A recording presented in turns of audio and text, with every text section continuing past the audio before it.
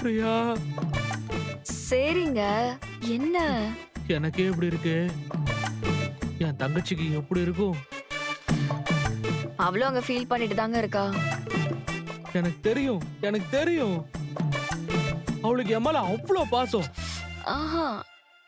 கண்டிப்பா அவளால என்ன பிரியவே முடியாது. நான் போயிட்டு ஐயோ, எங்க போறீங்க? நான் போய் அவளுக்கு ஆறுதல் சொல்லிட்டு வரேன். ஐயோ, அவ ஒண்ணும் உங்களை பிரியறோன்னு எல்லாம் ஃபீல் பண்ணிட்டு இல்ல. அப்புறம் நீங்க கம்பல் பண்ணி அவசர அவசரமா கல்யாணம் பண்ணி வைக்கிறீங்க.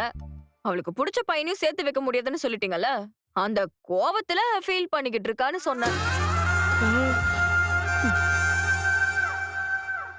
என்ன பிரியறத பத்தி எதுவுமே சொல்லலையா? ம்ஹும். அதெல்லாம் ஒண்ணும் சொல்லல. அவளுக்கு உள்ளுக்குள்ள இருக்கும், ஆனா அவ வெளிய காட்டிக்க மாட்டா. அவ எப்பவுமே அப்படிதான். பாவம்ல, லவ் பண்ற பையனை விட்டுட்டு வேற ஒரு பையனை கல்யாணம் பண்ணிக்கிறதுலாம் ரொம்ப கஷ்டமா இருக்கும். ச்சே. ஒரு அண்ணனா என்னால ஒண்ணுமே பண்ண முடியலன்னு நினைக்கும் போது எனக்கு மனசுக்குள்ள அப்படியே குத்துது.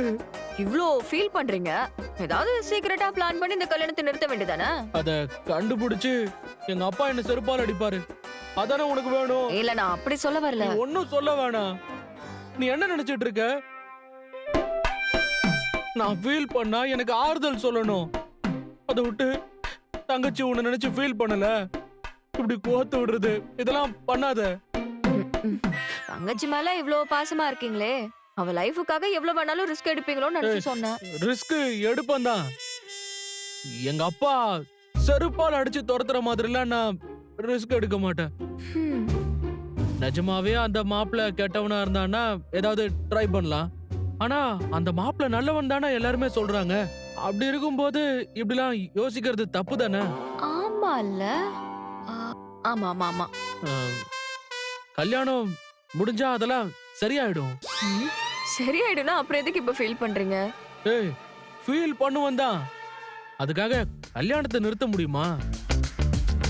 காலைல வேற சீக்கிரம் எந்திரிச்சு மண்டபத்துக்கு போகணும். நீ தூங்கு. நான் கொஞ்ச நேரம் ஃபீல் பண்றேன்.